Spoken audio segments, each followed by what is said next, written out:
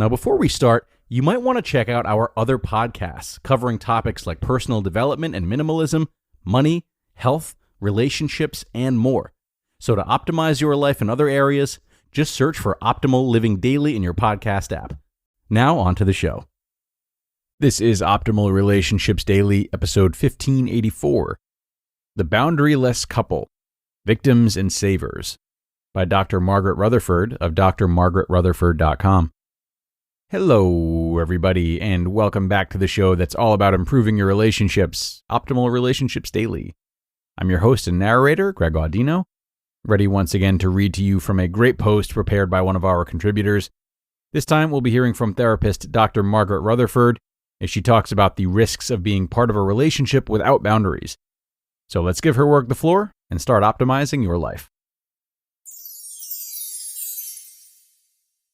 The Boundaryless Couple, Victims and Savers, by Dr. Margaret Rutherford of drmargaretrutherford.com. Boundaries. What in the world does that word really mean when it comes to relationships? A boundary is a limit, an edge, where one thing stops and another begins. If you say, "I don't have good boundaries," what do you mean? Generally, it means that you allow other people to manipulate or disrespect your time, desires, or values. It can also mean that you actually do this to yourself because you've taken on a saver mentality, and that's how you feel loved. The roles of victim and saver. A while back, I read The Subtle Art of Not Giving a counterintuitive approach to living a good life. I Googled the author, Mark Manson. He's a mega blogger, a self-made guru, with millions reading his relationship advice.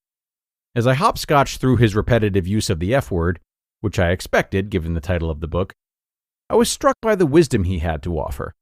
I'm all for sharing wisdom, and it's apparent that many people are liking his very direct, common sense, albeit expletive-filled delivery. He made two important points about boundaries in healthy relationships. One, you've got to take responsibility for yourself in a good relationship, meaning you claim your strengths and your weaknesses. And two, you don't want to or expect your partner to fix whatever problems you have. The boundary, what's mine is mine, what's yours is yours. You care that the other person is struggling or in pain, you empathize and help, but you understand and acknowledge that you can't fix it. That's something that only they can do. He divides people into victims and savers. This is similar to what's described as the Karpman drama triangle in psychology. With conflict, there are heroes, I'll save you, victims, help me, and persecutors, it's your fault. Both people can be addictively drawn to each other, and the relationship becomes a dramatic off-the-charts roller coaster. Victims don't take responsibility for themselves, and saviors absorb the needs and expectations of others in order to feel loved. Manson points out, quote, "The victim, if he really loved the saver, would say, 'Look, this is my problem. You don't have to fix it for me. Just support me while I fix it myself.' If the saver really wanted to save the victim, the saver would say, 'Look, you're blaming others for your own problems. Deal with this yourself.'" End quote. I couldn't agree with him more. Common responses to setting a healthy boundary. If you're a victim, someone setting a boundary with you can trigger tremendous insecurity. How can a saver move out of saving mode and into a healthy space where you're no longer party to the circle of drama being created? You can start by saying things like, "I can no longer be as available to you," or "I won't be a part of something that's destructive." As a victim, your defensiveness can be intense, and you may attack, adopting the persecutor role. "What do you mean you can't be available? I've never asked you to do any of the things you do. I'll be fine without you." "What are you saying? That you get to decide when we talk about something and when we don't? Who do you think you are?" Or you can become even more of a victim than you were before. "What do you mean you won't be available? You know this is the worst time of my life. I've never needed you more." "What do you mean destructive? You're the one person who understands how hard it is for me to try and quit drinking. I'll die if I can't talk to you." These reactions are emotional escalations. The basic message: you're trying to change the relationship and I'm not going to allow that. I'll come right back at you, upping the psychological ante.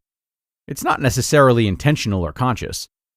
Manson continues, quote, People with strong boundaries are not afraid of a temper tantrum, an argument, or getting hurt. People with weak boundaries are terrified of those things and will constantly mold their own behavior to fit the highs and lows of their relational emotional roller coaster. End quote.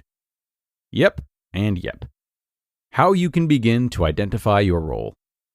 When I have a saver or a victim in my office, I'll offer a scenario and ask what they'd predict someone who has healthy boundaries might do. You walk up to a park bench.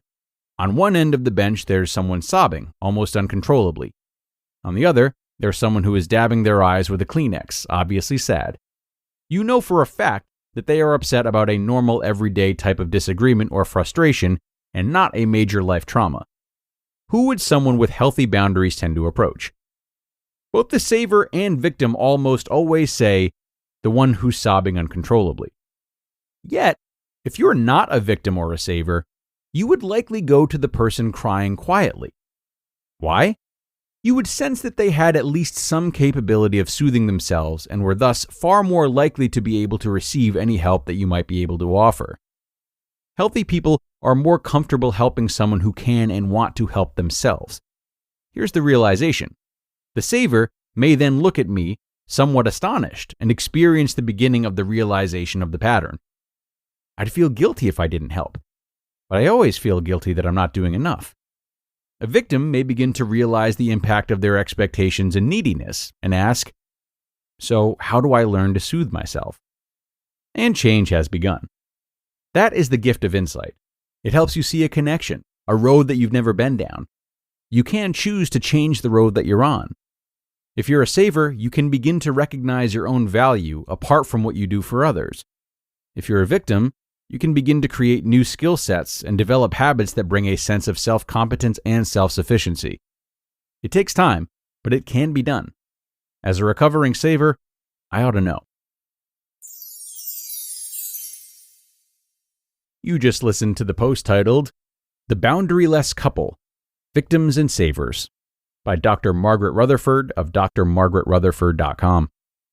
And thanks to Dr. Margaret for this post, somewhat teaming up with another favorite contributing member to the OLD network, Mark Manson. We read from him plenty as well. Sometimes our roles of saver and victim can be so deeply ingrained that the idea of stepping out of these roles, or at least approaching a healthy middle ground, can indeed seem impossible. Savers especially might find a great nobility in their roles, not recognizing how harmful their martyrdom can be to themselves and others. Well, just like any other big change that we might try to make, I would recommend looking first for small ways in which you can push yourself in the direction that you want to go in. So a victim, for example, might reflect on times in which they've had to take care of themselves and done so successfully, and make a point of taking ownership of their feelings and healing under similar circumstances, instead of reaching for a saver just because they're available. Or they might consider how they can plan in advance for an oncoming struggle that they can anticipate, keeping a saver just on standby as an absolute last resort.